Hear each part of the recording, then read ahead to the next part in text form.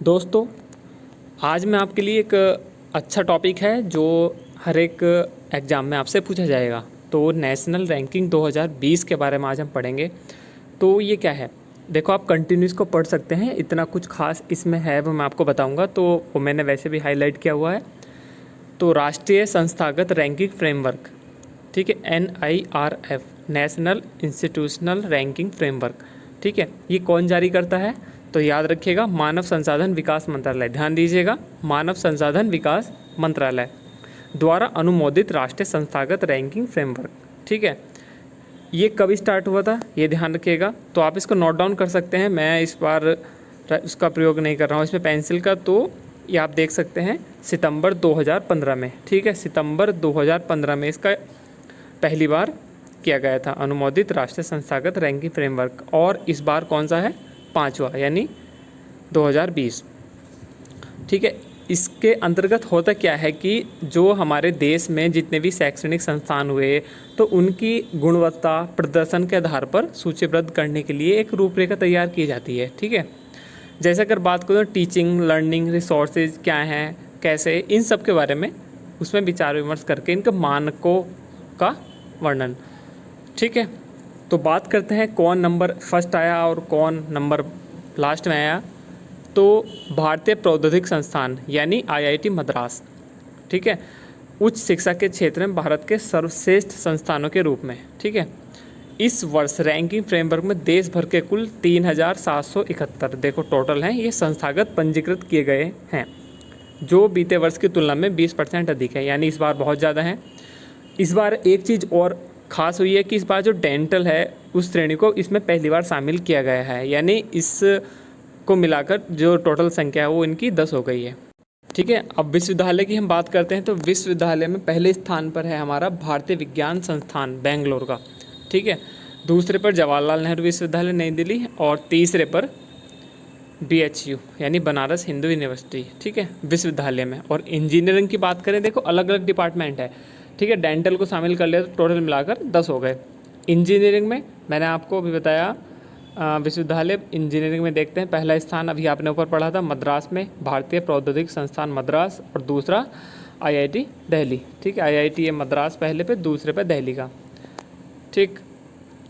प्रबंधन में इसमें पहला स्थान भारतीय प्रबंधन संस्थान अहमदाबाद, IIM अहमदाबाद, और दूसरा ये बेंगलोर का भारतीय प्रबंधन संस्थान, ठीक है। और कॉलेज की बात करें तो पहला स्थान मिरांडा हाउस दिल्ली, ठीक है, और दूसरा lady Shri Ram college for women नई दिल्ली में है, दोनों ही इनको फर्स्ट और सेकंड पे। फार्मेसी की बात करें तो फार्मेसी में पहला स्थान जामिया हमदर्द नई दिल्ली, आप सभी जानते हैं, और दूसरा पंजाब यूनिवर्सिटी, ठीक है, चंडीगढ़ मेडिकल, ये दोनों, ठीक है।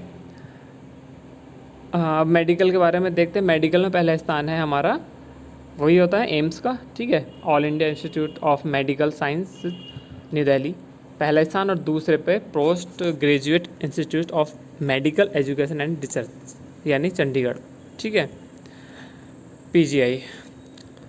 वास्तुकला की बात करें तो पहले स्थान पर हमारा खड़गपुर का है भारतीय प्रौद्योगिकी संस्थान, ठीक है, ये हमारा खड़गपुर का, और दूसरे पे रुड़की का, ठीक है। वास्तुकला में देखो हर एक का डिपार्टमेंट 10 का होता है पूरे पूरे।